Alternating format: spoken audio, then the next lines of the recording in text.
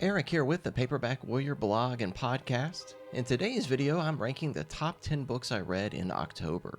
Full disclaimer, with these types of videos, my ranking is based off of the month the review appeared on the blog. It isn't always the case that I read the book that month, it is just based off of the month the review appeared on the blog. This protects any spoilers of what's coming up on next month's blog and podcast reviews, since I typically read books a month before the review post on the blog or podcast. So with that being said, let's kick off the top 10 October reads with a real clunker. Coming in at the basement of my ranking, which is fitting considering this entire novel mostly takes place in a basement, is Torture Tomb by C. Dean Anderson. It was published in 1987 by Popular Library. In the book, a half-dozen characters are kidnapped and tortured in a basement. The novel reads like an instruction manual on how to get the most screams from your victim. The main character is a girl named Gina, who's trying to locate her sister, who is being bound, gagged, and completely obliterated by the torturers. I hated the book and the ways that Gina goes about trying to locate her sister's whereabouts. Torture Tomb is just goofy and not entertaining. Number 9 is the 1983 non-fiction-styled book titled Houses of Horror. It was authored by Richard Weiner and published by Bantam. This author made a small fortune in the 1970s and 1980s writing books about the Bermuda Triangle and haunted houses. In Houses of Horror, Weiner examines 20 haunted houses that have affected people throughout the 19th and 20th centuries. Whether any of this is real is in the eye of the beholder. For me, I love the spooky essence of these great ghost stories. This was a fun book. Again, it's Houses of Horror by Richard Weiner. Oasis of the Damned by Greg Gifune punches in at number 8. It was published in 2014. I've always enjoyed this writer and his emphasis on locale and atmosphere. This book stars a U.S. Army helicopter pilot named Richter, who awakens from a crash in the middle of a scorching desert. A man named Owen arrives and brings her to the safety of an old military base, which is really just 2 or 3 buildings. That night, the base is attacked by zombie-like creatures with razor-sharp talons. After the two fend off the waves of monsters, Richter learns a horrible fact about her situation. These creatures come every single night to attack the base. It's like a sadistic, violent, horrifying version of Groundhog Day, as the two essentially sleep during the day, fight all night, rinse, and repeat. But how Richter can escape this awful situation is the fun premise of Oasis of the Damned by Greg Gifune. Coming in at number 7 is Blood Farm, an Iowa Gothic by Sam Siciliano. It was published by Pageant Books in 1988. In the book, a college student named Angela is hitchhiking in the middle of a heavy snowstorm. She hitches a ride with Roy, a hearse driver, on his way to pick up a body in a small town. When Roy and Angela arrive, they realize that the body is actually a vampire who needs transport.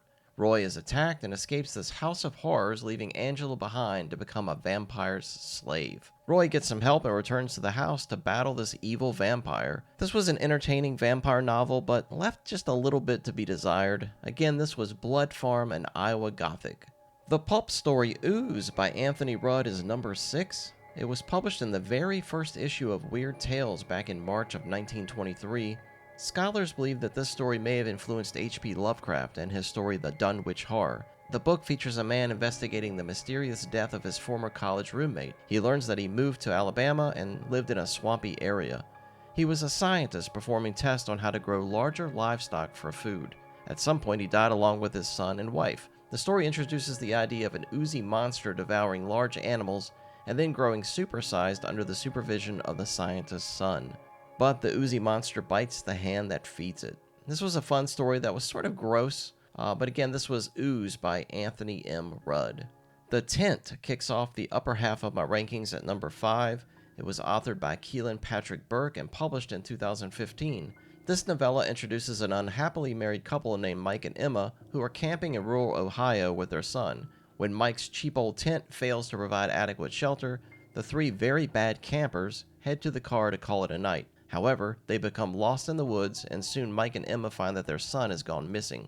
During their search, they find a weird tent that seems to be made from flesh and bone. Is this tent hiding a body, a psychotic killer, or is the tent itself a monster? That's the terrifying premise of The Tent, and this was an entertaining way to spend an hour. Number 4 is Nightmare on Ice by John Stephen Glaspie. It was originally published in 1963 in Supernatural Stories. The story is now the lead for Bold Venture Press's new Pulp Adventures number 45, which is out now. I won't spend a lot of time on this because you can catch my full review on the podcast episode number 106. The story is like John Carpenter's film The Thing, with lots of frosty atmosphere, as one by one the researchers at an Arctic station are killed by some sort of strange entity. This was just fantastic, and again, it's Nightmare on Ice by John Stephen Glaspie. Coming in at number 3 is another book that I covered previously on a podcast episode, back on number 102. The book is titled Crawl Space by Herbert Lieberman and was published in 1971. The book was adapted into a made-for-TV film for CBS in 1972. The book features an elderly couple in a quiet New England farmhouse that offer a maintenance man dinner. He then comes back repeatedly and eventually moves into the couple's dirt basement without their permission. The book is a slow burn as the couple figure out if they want the man to live with them or they just want him out. It's an emotional roller coaster that asks the question of who this guy really is. This was a phenomenal book that kept my interest and demanded that the pages be turned. Crawlspace is a winner.